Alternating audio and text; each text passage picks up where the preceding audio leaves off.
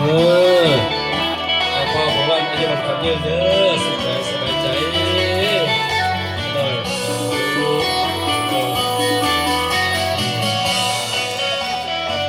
เข้ามาเลยนี่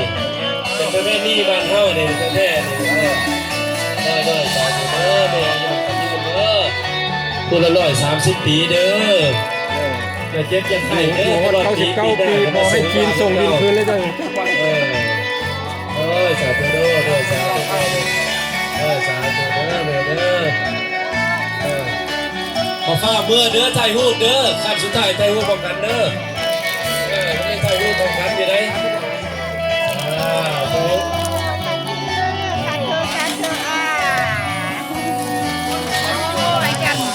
ก็น้อยบอดมือโดนเด้อเสียงม้วนม้วน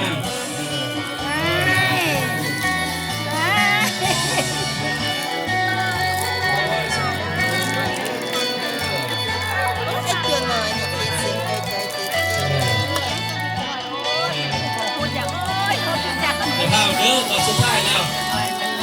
ตอนสุดท้ายเดี๋ยวเขาที่ได้ฮู้ร่วมกันเด้อเอาหมู่บ้านเริ่มผ่าเด้อ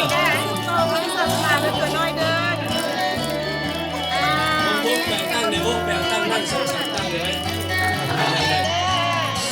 อยากก็ได้ไอ้ลำยูเจ็บหลายขอสูงกันหรอ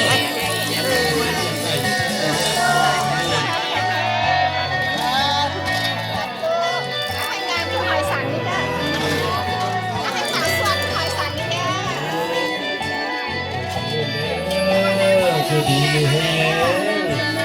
สบายใจเด้อให้ฮู้ร่วมกันเด้อบัดนี้เด้อ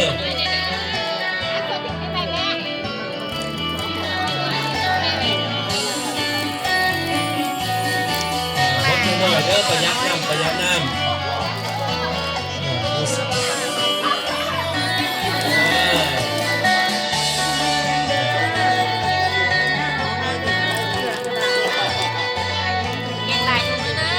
ผู้ใดพ่อบอกว่า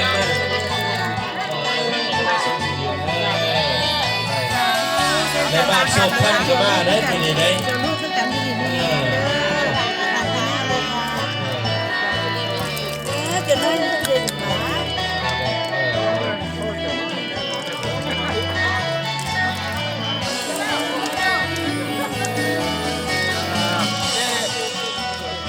ฝ่ามือเด้อถ่ายรูปพร้อมกันเด้อวันนี้เด้อถ่ายรูปพร้อมกันเด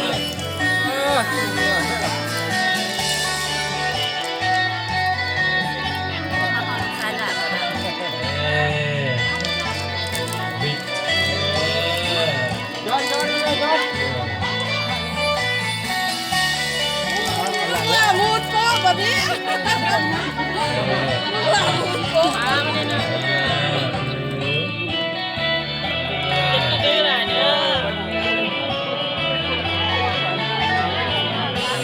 พร้อมกันเด้อ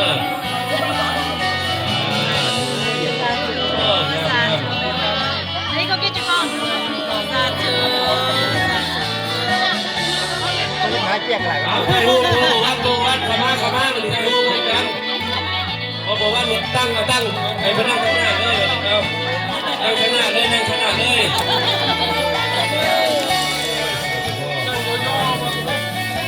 ใส่เอาตั้งไว้ตรงนี้ตั้งยางตั้ง